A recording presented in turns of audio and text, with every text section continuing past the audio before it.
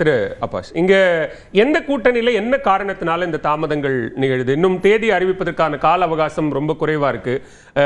திரு BL Santhosh நிர்வாகிகள் கூட்டத்தில் பேசும்போது இன்னும் 65 நாட்கள் தான் தேர்தலுக்கு இருக்கு அப்படின்னு பேசியே ஒரு வாரத்து ஆய்போச்சு.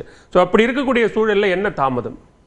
தேர்தல் தேதி அறிவிக்கப்படாதது ஒரு முதன்மையான காரணம். சரி, இன்னொரு பக்கம் திமுகவின் கதவுகளை இன்னும் சில பேர் தட்டி கொண்டே இருக்கிறார்கள். தேமுதிக அதுபடி திமுகட்டிருந்து ஏதாவது ரிசல்ட் வராதான்னு எதிர்பார்க்குறாங்க.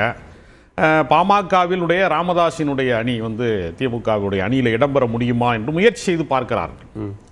அந்த நேரத்தில் அவங்களெல்லாம் உள்ள கொண்டு வர முடியுமான்னு திமுக முயற்சிக்குதுன்னு நாகராஜ் சொல்றாரு. திமுக யாரையும் முயற்சிக்கலை. இப்போ நீங்கள் கடந்த தேர்தலில் டார்ச் லைட்டை உடைச்ச கமலஹாசன் மக்கள் நீதி மையம் இன்றைக்கு இந்தியா கூட்டணியிலே தன்னை இணைத்து கொண்டு ராஜ்யசபா MP ஆகியிருக்கிறாரு. இந்த கூட்டணியினுடைய நட்சத்திர பிரச்சாரகராக வலம் வர இருக்கிறாரு. அது காலத்தால் எல்லாமே மாறும்.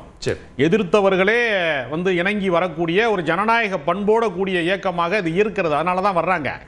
அதனால தேமுதிக இன்றைக்கு கொஞ்சம் கொஞ்சமாக கரைந்து கொண்டு தங்களை தற்காத்துக் கொள்வதற்கு திமுக கூட்டணியில் இருந்தால் மட்டும்தான் சில சட்டமன்ற உறுப்பினர்களை பெற முடியும், கட்சி அங்கீகாரம் பெற முடியும் என்கிற கணக்கில் அவங்க காத்திருக்கிறார்கள். இப்ப அங்க அந்த பக்கம் ஏற்கனவே ஒரு ராஜ்யசபா சீட்டு கொடுக்கறதா சொல்லி அது கொடுக்காத நிலை இருக்கிறது. NDA கூட்டணியில இப்ப 2 இடங்கள்ல பேச்சுவார்த்தை நடக்குது. நீங்க நேரடியா பாஜக கிட்ட பேச்சுவார்த்தை நடக்குதா, இல்ல தமிழ்நாட்டுக்கு தலைமை வகிக்கக்கூடிய அதிமுக கிட்ட பேச்சுவார்த்தை நடக்குதான்னு 2 ஆப்ஷன் இருக்குங்க. ஆமாங்க, அவங்க 2 பக்கமே பேசுறாங்க. மதில் மேல் பூனை மாதிரி தேமுதிக இருக்கிறது. அதனால எல்லா கட்சிகளையுமே ஒரு கட்டத்திற்கு மேல இப்ப நீங்க முதல் கட்டமாக எல்லாவற்றையுமே பேசிட்டாங்கன்னு வச்சுங்க, தொகுதி பங்கீட்டுல ஒரு பெரிய சிக்கல் வரும். அதனாலதான் அவங்க இறுதி கட்டத்தில் அவங்க 22ஆம் தேதிங்கிறதுக்கு இன்னும் ஒரு வாரம் தான் இருக்கு திமுக அறிவித்து இருக்கிறது. அதனால குழப்பம்லாம் கிடையாது. அதாவது காங்கிரஸ்காரர்கள் கூடுதல் தொகுதி கேட்பதோ உரிமையாக சண்டை போடுவதோ அது ஒரு ஜனநாயகத்தினுடைய ஒரு கூறு தான்.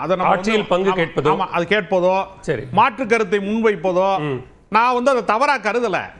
ஆனால் அவர்கள் கருத்தியலாக ஜனநாயக பண்போட இந்தியா கூட்டணி என்கிற மதச்சார்பற்ற கூட்டணியில கருத்தியலா சரியா தான் இருக்கிறாங்க. களத்திலே அவர்கள் கட்சியை வளர்த்திருக்கிறார்களா? களத்திலே அவர்கள் எத்தனை பேரணிகள் நடத்தியிருக்கிறாங்க, ஆர்ப்பாட்டம் நடத்தியிருக்காங்க, போராட்டம் நடத்தியிருக்கிறாங்க. கட்சியை வலிமைப்படுத்துவதற்கு ஒவ்வொரு தொகுதி சார்ந்து என்ன வேலை செஞ்சிருக்காங்க?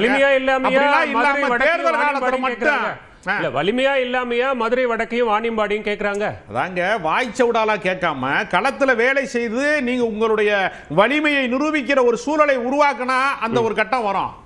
மாநில கட்சியாக இருக்கக்கூடிய திமுக பலவீனப்படாமல் பலமாக இருக்கிற அந்த காலகட்டத்தில் ஒரு மாநில கட்சி, ஒரு முதன்மை கட்சி பலவீனப்படுகிற போதுதான் கூட்டணியிலே ஆட்சியிலே பங்கு, அதிகாரத்திலே பங்கு தருவாங்க.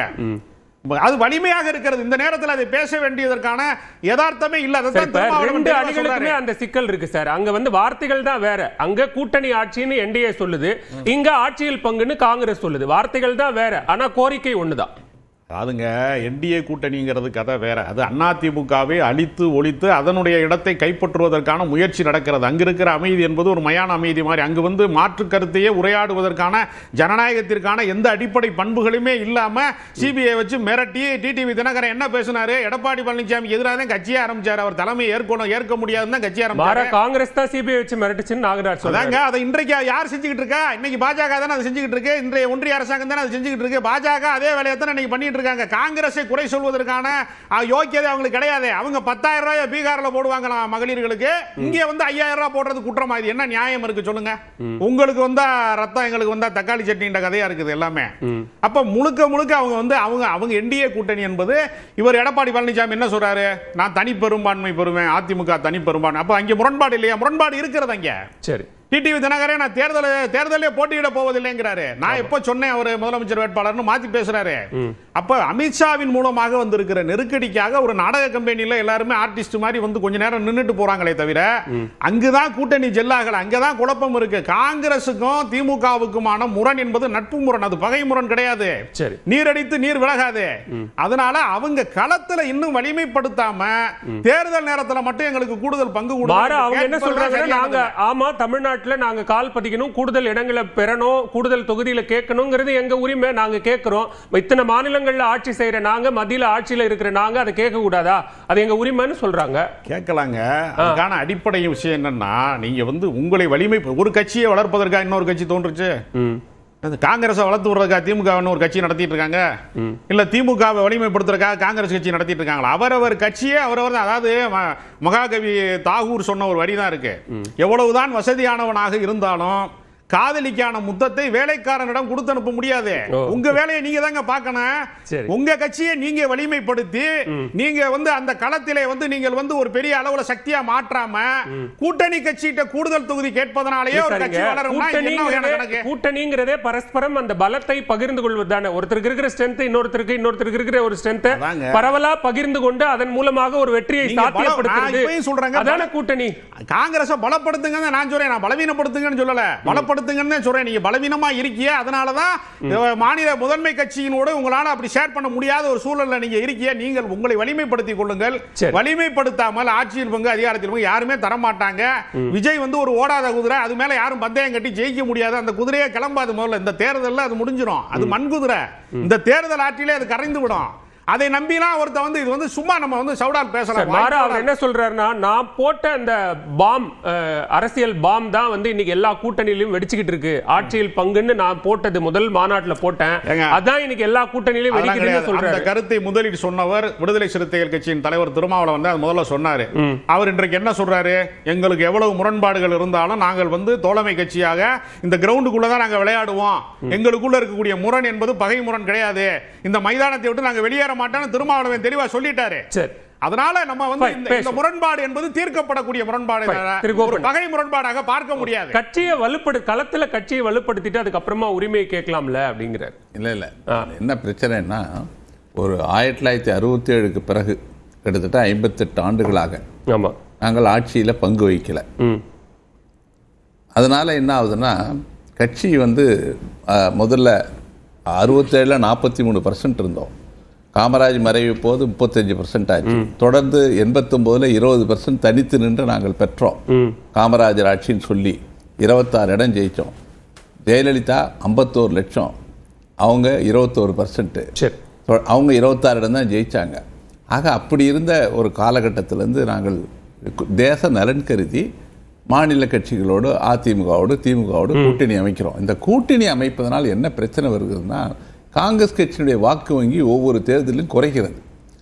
ஆட்சியில் பங்கு வகிக்காத ஒரு கட்சி, நான் சொல்கிறேன், 58 வருஷமாக ஆட்சியில் பங்கு வகிக்காமல் ஒரு கட்சி, காங்கிரஸை விட்டுடுங்க, ஏதாவது ஒரு கட்சி இருக்குமே ஆனால் அந்த கட்சி இருக்கிற இடம் தெரியாமல் போயிருக்கும். ஆனால் இன்றைக்கும் ஒரு ஜீவனுள்ள இயக்கமாக காங்கிரஸ் கட்சி இருக்கிறது. அதுக்கு ஒரு அடிப்படை இருக்குது, ஒரு பெரிய தலைமை இருக்குது, நேரு பாரம்பரிய தலைமை. ராகுல் காந்தி இன்னைக்கு அதனுடைய பிரதிநிதியாக இருக்கிறார். ஒரு இந்தியாவில் பாஜகவை எதிர்க்கிற ஒரு நரேட்டிவ், மதசார்பற்ற அந்த கருத்தின் தலைவராக ராகுல் காந்தி. அந்த அடிப்படையில் இந்த கட்சி நாங்கள் இருக்கிறோம், திமுகவோடு கூட்டணி வைக்கிறோம். நீங்க தமிழ்நாடு சென்ட்ரிக்கா சொல்றீங்க, வாக்கு சதவீதம் படிப்படியா குறைஞ்சிருக்கு. அந்த அடிப்படையில் இப்ப காங்கிரஸ் மற்ற மாநிலங்கள்ல அவங்களுடைய பலம், எந்தெந்த மாநிலங்கள்ல ஆட்சியில் இருந்தாங்க, ஆட்சி இழந்தது அப்படிங்கறதையும் பார்க்க வேண்டியிருக்குல்ல. அதுதான் அவர் கட்சியின் வலிமைங்கிறார். இல்ல இதுல என்ன நடந்ததுன்னா, திமுகவுக்கு எதிராக காங்கிரஸ் இருந்தது. அதிமுக தோன்றிய பிறகு, திமுக அதிமுக 2 கட்சி வந்த பிறகு எங்கள் ஸ்பேஸ் குறைய நாங்கள் என்ன ஆளுங்கட்சியை விமர்சிக்காமல் ஒரு கட்சி வளர முடியாது.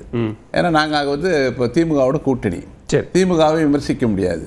திமுகவோட தோழமை கட்சியாக விமர்சனம் இருக்கு. இல்லை தோழமை கட்சியாக இருக்கிறோம். அப்படி விமர்சிப்பது அதிமுகவுக்கு பயன் தருன்றது எங்கள் கருத்து.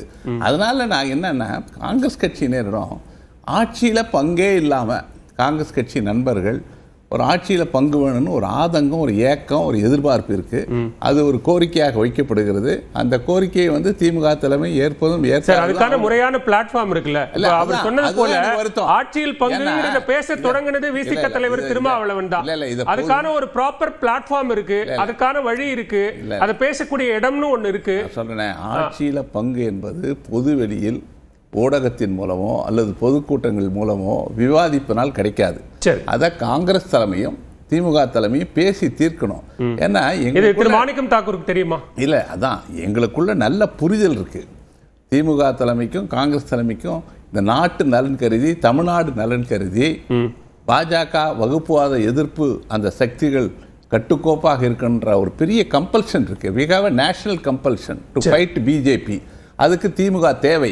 அந்த அடிப்படையில் ஒரு larger interest of the nation and Tamil Nadu அந்த கம்பல்ஷனை சீர்குலைக்கிற மாதிரி இங்க சிலர் பேசும்போது உடனடியா அவங்கள பேசாதீங்கன்னு சொல்றதுல என்ன சார் சிக்கல் இருக்கு? யாருக்கும் நான் வந்து அறிவுரை கூற விரும்பவில்லை. சரி, நான் வந்து சட்டமன்ற நாடாளுமன்ற உறுப்பினருக்கான எந்த தேர்தலில் நிற்கிற விருப்பம் இல்லை. நான் கொள்கை சார்ந்து இருக்கிறேன். எனக்கு கவலை இருக்கிறது. இது மாதிரி பேசுவது தமிழ்நாட்டில் பாஜக நுழைவதற்கு நாம் வழிவிட்டு விடுவோமோ, அந்த கடமையில இருந்து தவறி விடுவோமோ அப்படின்னு பேசும்போது நாம் இந்த கூட்டணி கட்டுக்கோப்பாக இருக்கணும். பேச வேண்டியதை பேச வேண்டியவர்களிடத்துல பேசணும், பேசி தீர்க்கப்படணும். அப்படித்தான் அந்த மாதிரி தான் நீங்க அதை அணுகணுமே தவிர. இப்ப நீங்க சொல்ற பாயிண்ட்க்கு தானே சார் திரு மாணிக்கம் தாக்கூர் வராரு. ஒருவேளை